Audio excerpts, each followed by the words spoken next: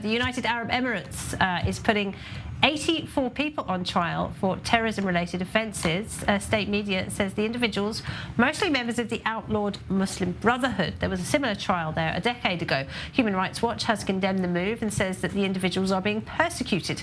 Well, Khaled Hassan is a London-based counter-terrorism expert, and he's with us now. Khaled, thank you very much for being with us. How significant is this trial over in the UAE? Thanks for having me, Laura. It is quite significant. I think the UAE is sending a very clear message.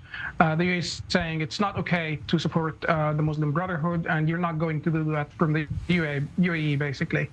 This is the message it sends, and this is a message that the UAE is sending, Saudi Arabia is sending, and Egypt is sending. So it's pretty significant.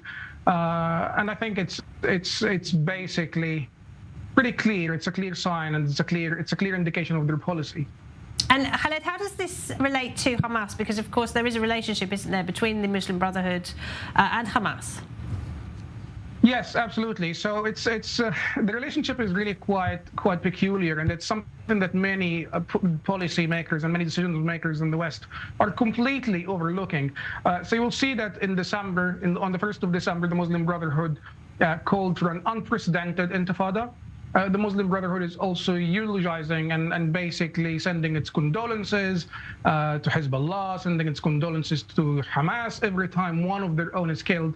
And the relationship is really strong. Unfortunately, no one is interested in having a grown-up conversation about this relationship and the influence the Muslim Brotherhood has here in the UK and across Europe.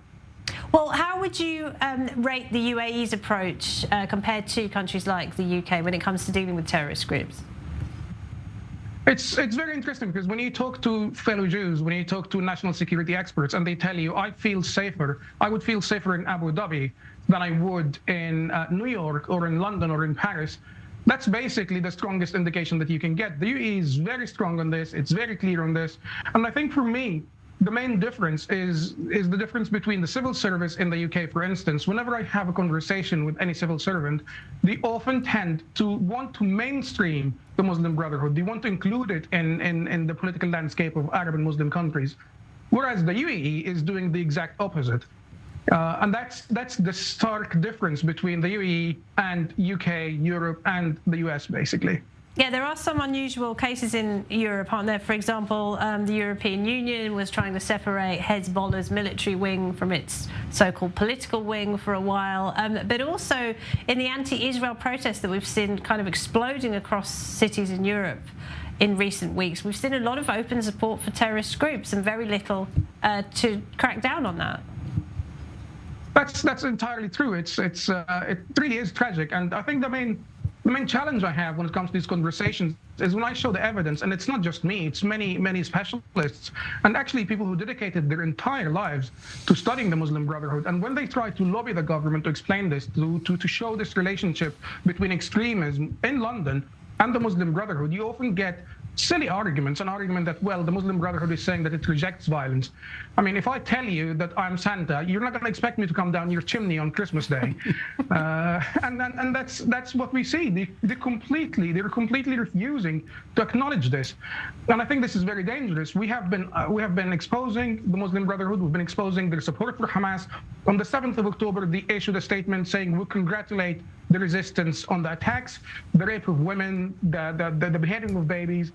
And no one is having this conversation. I think it needs to be had if we are going to save Europe from itself.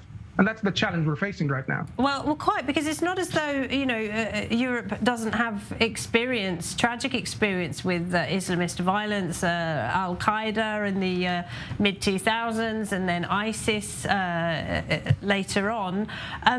Why do you think that they are not tackling the problem? Is this a case of the Islamists and their supporters becoming more sophisticated and learning how to use European human rights law?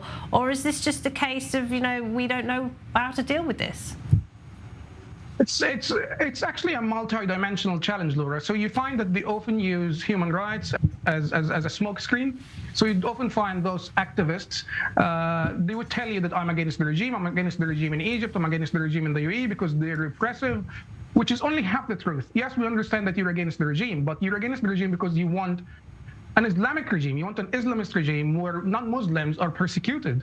And this is where they come to actually this is where they get away with this, because they tell you that we're activists, and I don't believe that they're too sophisticated. We know this. We've known about this for years.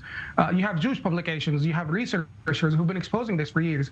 I think, honestly, it is the lack of political will. We need leaders who prioritize Western interests. We need leaders who say, listen, we need to put our people first, and we need to say that this is not okay. It's not going to happen on our streets anymore. Unfortunately, that is lacking, and we can't see it unless, obviously, you go to the far right, and they are extremists themselves. They're not friendly with Jews, for instance, with us, the Jewish community. So we really are in a hard place in Europe right now. Khaled Hassan, great to talk to you. Thank you very much. Thank you, Laura.